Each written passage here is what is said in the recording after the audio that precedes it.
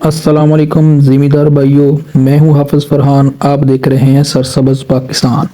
आज की वीडियो में हम बात करेंगे गंदम के हवाले से कि गंदम को पहला पानी कब देना चाहिए, पहले पानी पर किन खादों का इस्तेमाल करना चाहिए, पोटाश, बोरान और जिंक का किरदार और इसका इस्तेमाल, पानी लगाने के कितने दिनों बाद स्प्रे करना चाहिए और कौन सी दवा इस वक्त बेहतरीन रिजल्ट दे रही है, और स्प्रे करते हुए फी एकड़ पानी की कितनी मिकदार इस्तेमाल करनी चाहिए और स्प्रे की कितनी डोज होनी चाहिए के लिए मुकम्मल रहनुमाई फराहम करेगी। आखिर तक लाजमी देखिए। आइए शुरू करते हैं। हम आते हैं अपने पहले सवाल की तरफ कि गंदम को पहला पानी कब लगाना चाहिए।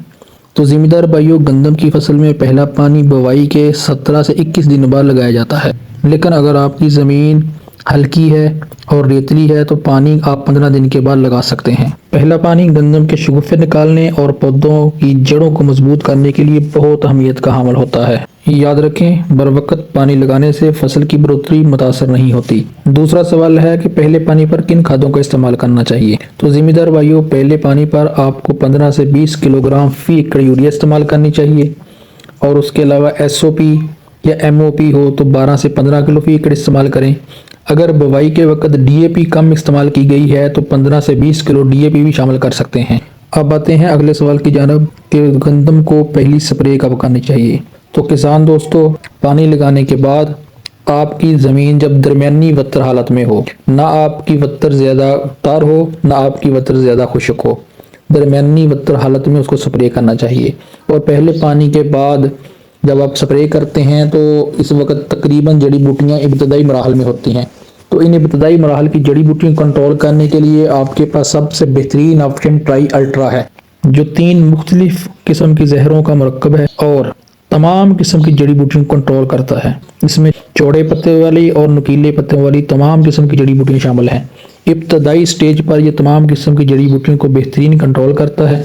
और अगर इसकी डोज की बात की जाए तो 360 ml की इसकी पैकिंग होती है, जो तकरीबन इब्तदाई स्टेज पर 1 से 1.25 एकड़ पर कराई जाती है। बाज़ दफ़ा ज़िम्मेदार सवाल पूछते हैं कि स्प्रे करने से हमारी फसल पर मनफी असरात मुरतब हुए हैं।